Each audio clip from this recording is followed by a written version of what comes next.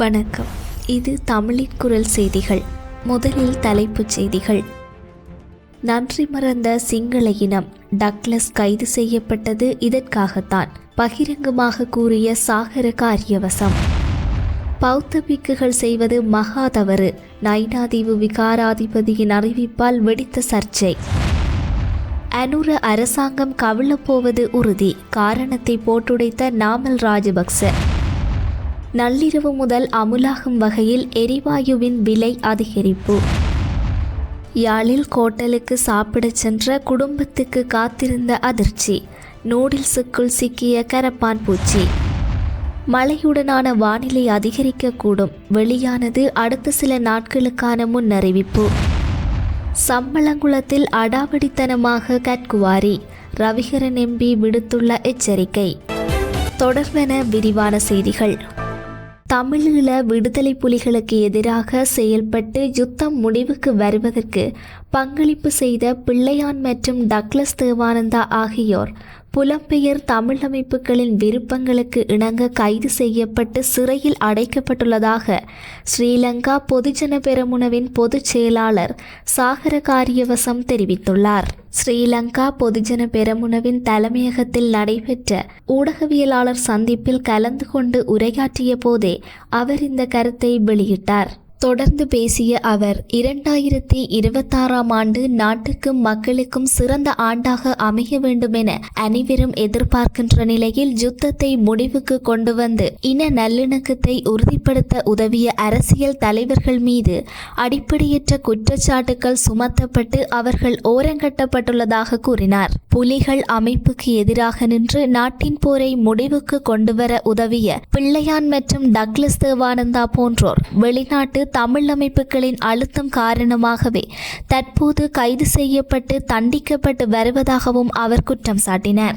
நாட்டிற்கு நன்மை செய்தவர்களை இவ்வாறு ஒதுக்கி வைத்து ஒரு ஆண்டை நல்ல ஆண்டாக மாற்ற முடியாது என்றும், யுத்தம் முடிவுக்கு வருவதற்கு துணை நின்ற இரு தமிழ் அரசியல் தலைவர்களை கைது செய்ததன் மூலம் சிங்கள சமூகம் நன்றி மறந்த நிலைப்பாட்டில் செயற்படுகிறது என அவர் கடுமையாக விமர்சித்தார்.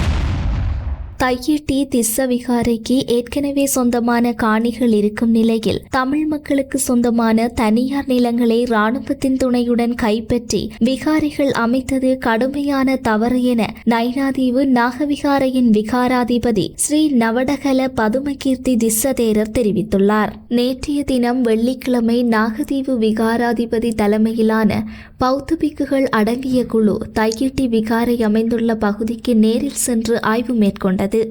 இதன்போது காணிகளை இழந்த மக்களை சந்தித்து கலந்துரையாடியதுடன் முன்னர் திஸ்ஸவிகாரை அமைந்திருந்த இடத்தையும் அதற்கு உரிமையுடைய காணிகளையும் பார்வையிட்டனர். பின்னர் ஊடகங்களுக்கு கருத்து தெரிவிக்கையிலேயே அவர் இவ்வாறு தெரிவித்தார். அவர் மேலும் கூறுகையில், தற்போது விகாரை அமைந்துள்ள நிலப்பரப்பு தனியாருக்கு சொந்தமானது என்றும், விகாரைக்கென தனியான காணிகள் இருந்த போதும் அவற்றை புறக்கணித்து பிறர் நிலங்களை அபகரித்து கட்டுமானம் செய்தமை பௌத்த சமய அடிப்படைகளுக்கு முரணான செயல் என்றும் சுட்டிக்காட்டினார். பிறர் சொத்தை எடுத்துக்கொள்ள கூடாது என்று புத்த பகவான் தெளிவாக போதித்துள்ளார். பிறருக்கு தர்மம் போதிக்கும் பௌத்த பிக்குகள் அந்த அடிப்படையை மீறி செயல்பட்டிருக்க கூடாது என அவர் வலியுறுத்தினார். மேலும் தற்போது கையகப்படுத்தப்பட்ட காணிகளை 4 கட்டங்களாக விடுவிப்பதாக கூறப்படுவது மக்களை ஏமாற்றும் முயற்சியே எனவும், ஒரே கட்டமாக முழுமையாக காணிகள் விடுவிக்கப்பட வேண்டும் என்பதே நியாயமான தீர்வு எனவும் அவர் தெரிவித்தார். இந்த மக்களின் போராட்டம் முழுமையாக நியாயமானது என்பதாலேயே தாம் காணி விடுவிப்புக்காக குரல் கொடுத்ததாகவும், அதனைத் தொடர்ந்து யாழ்ப்பாண நாகவிகாராதிபதியும் இதே நிலைப்பாட்டை வெளிப்படுத்தியதாகவும் அவர் கூறினார். அதன் பின்னரே தையிட்டி விகாராதிபதி புதிய கட்டுமானங்கள் மேற்கொள்ளப்பட மாட்டாது என அறிவித்துள்ளதாகவும் குறிப்பிட்டார். இறுதியாக போலீஸ் மா அதிபர் மற்றும் உயர் போலீஸ் அதிகாரிகளிடம் வேண்டுகோள் விடுத்த அவர், காணிகளை இழந்த மக்களின் போராட்டங்களுக்கு எதிராக வழக்குகள் தொடரப்படுவதை நிறுத்த வேண்டும் என்றும், போராடும் மக்களுக்கு தடைகள் விதிப்பதற்கு பதிலாக அவர்களின் பாதுகாப்பை உறுதி செய்ய வேண்டும் என்றும் கேட்டுக்கொண்டார். தற்போது ஆட்சியிலுள்ள அரசாங்கம் தன்னுடைய அரசியல் எதிர்காலத்திற்கே ஆபத்தை உருவாக்கும் வகையில் செயல்பட்டு வருவதாக நாடாளுமன்ற உறுப்பினர் நாவல் ராஜபக்ச குற்றம் சாட்டியுள்ளார். சீனிகம பகுதியில் நடைபெற்ற மத நிகழ்வொன்றில் கலந்து கொண்ட பின்னர் ஊடகங்களிடம் கருத்து தெரிவித்த அவர், கடந்த காலங்களில் தேசிய மக்கள் சக்தி மேற்கொண்ட அரசியல் நடவடிக்கைகள் நாட்டு மக்களுக்கு கடும் சோதனையாக அமைந்திருந்ததாக சுட்டிக்காட்டினார்.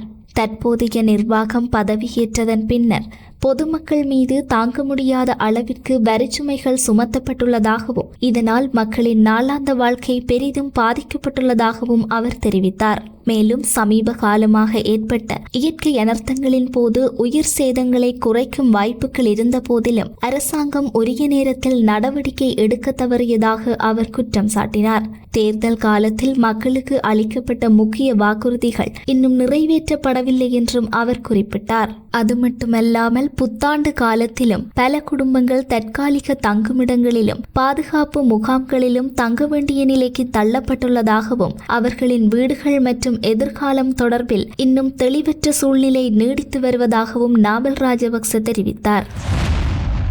நேற்று நள்ளிரவு முதல் நடைமுறைக்கு வரும் வகையில் லாப்ஸ் நிறுவனம் தனது சமையல் எரிவாயு விலைகளில் திருத்தம் செய்துள்ளதாக அறிவித்துள்ளது.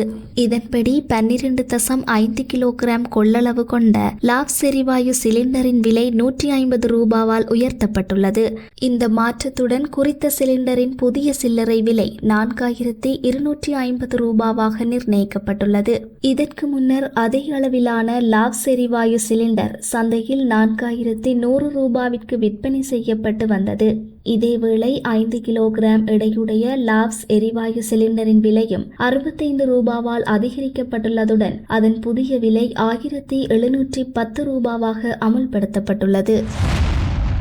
யாழ்ப்பாணம் கோண்டாவில் சந்தி பகுதியில் அமைந்துள்ள ஒரு உணவகத்தில் கரப்பான் பூச்சி கலந்த உணவு வழங்கப்பட்டதாக கூறப்படும் சம்பவம் பொதுமக்கள் மத்தியில் பரபரப்பை ஏற்படுத்தியுள்ளது. புத்தாண்டு தினமான நேற்று முன்தினம் வியாழக்கிழமை ஒரு குடும்பம் குறித்த உணவகத்துக்கு சென்று உணவருந்திய போது அவர்களுக்கு வழங்கப்பட்ட நூடுல்ஸ் உணவினுள்ளே கரப்பான் பூச்சி இருப்பதை அவர்கள் கண்டறிந்துள்ளனர்.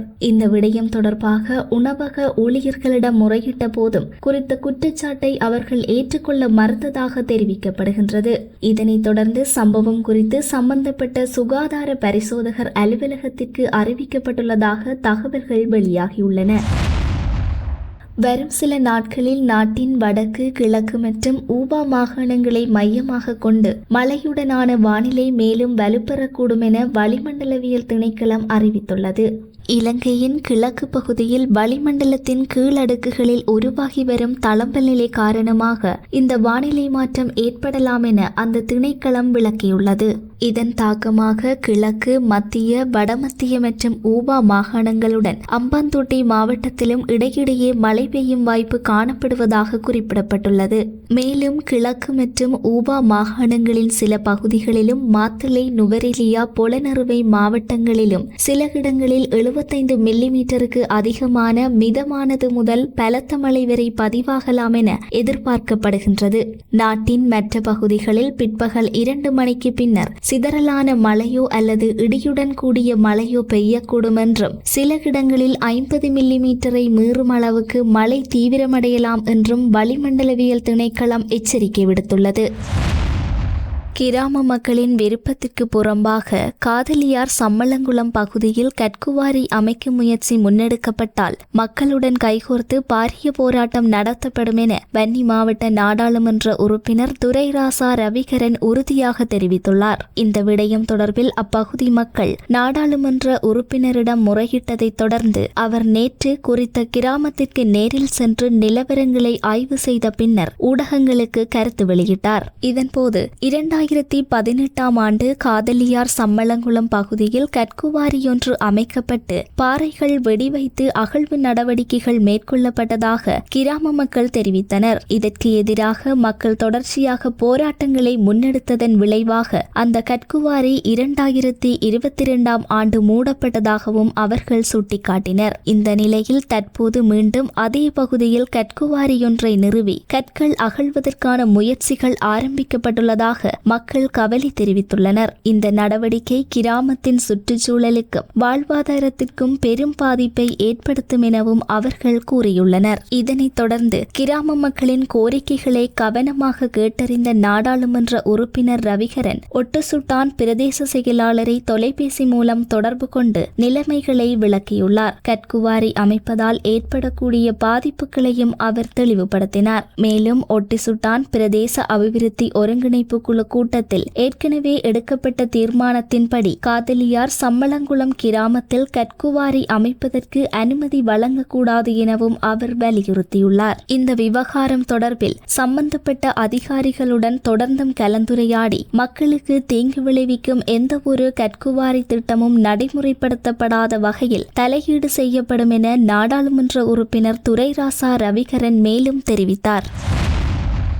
ஊர்காவத்துறை நாரந்தனை வடக்கு பகுதியில் மதுபோதையில் இருந்த குழு ஒன்றின் தாக்குதலுக்கு இலக்கான இளைஞர் ஒருவர் கடுமையான காயங்களுடன் யாழ்ப்பாணம் போதனா வைத்தியசாலையில் சிகிச்சை பெற்று வருவதாக தெரிவிக்கப்படுகின்றது. புத்தாண்டு தினமான நேற்று முன்தினம் மாலை சுமார் 6 மணியளவில் இந்த வன்முறை சம்பவம் நிகழ்ந்துள்ளது. அப்பகுதியில் உள்ள கடையொன்றுக்கு பொருட்கள் வாங்கச் சென்ற இளைஞரை வழிமறித்த குழுவினர் கை மற்றும் பொல்லுகளை பயன்படுத்தி அவரது தலை உள்ளிட்ட உடலின் பல பகுதிகளில் தாக்கியதாக கூறப்படுகின்றது. தாக்குதலின் போது இளைஞர் கூச்சலிட்டதை தொடர்ந்து அருகில் இருந்தவர்கள் சம்பவ இடத்துக்கு ஓடி வந்தனர். இதனை கண்டதும் தாக்குதல் நடத்தியவர்கள் அங்கிருந்து தப்பிச் சென்றுள்ளனர். தலையில் பலத்த காயங்களுடன் மயக்கமடைந்த நிலையில் மீட்கப்பட்ட இளைஞர் முதலில் ஊர்காவற்றுறை வைத்தியசாலையில் அனுமதிக்கப்பட்டார். பின்னர் மேலதிக சிகிச்சை தேவைப்பட்டதால் அவர் யாழ்ப்பாணம் போதனா வைத்தியசாலைக்கு மாற்றப்பட்டுள்ளார். இந்த தாக்குதலுக்கு பின்னணியாக சட்டவிரோதமாக மாடுகளை பிடித்து விற்பனை செய்து வந்த குழு ஒன்றுடன் ஏற்பட்ட முன்விரோதம் காரணமாக இருக்கலாம் என தகவல்கள் தெரிவிக்கின்றன. சில மாதங்களுக்கு முன்னர் அந்த குழுவை மாடுகளை திருடும் போது பாதிக்கப்பட்ட இளைஞர் நேரடியாக பிடித்து எச்சரித்திருந்ததாகவும் கூறப்படுகின்றது. அந்த சம்பவத்துக்கு பழிவாங்கும் நோக்கிலேயே இந்த தாக்குதல் திட்டமிட்டு மேற்கொள்ளப்பட்டிருக்கலாம் என சந்தேகம் வெளியிடப்பட்டுள்ளது. இச்சம்பவம் தொடர்பாக யாழ்ப்பாணம் போதனா வைத்தியசாலை போலீசார் பாதிக்கப்பட்ட இளைஞரிடமிருந்து வாக்குமூலத்தை பதிவு செய்துள்ளதுடன் மேலதிக விசாரணைகளை தொடர்ந்து முன்னெடுத்து வருகின்றனர். உண்மை செய்திகளை உடனுக்குடன் தெரிந்து கொள்ள தமிழின் குரல் சேனலை சப்ஸ்கிரைப் செய்து கொள்ளுங்கள்.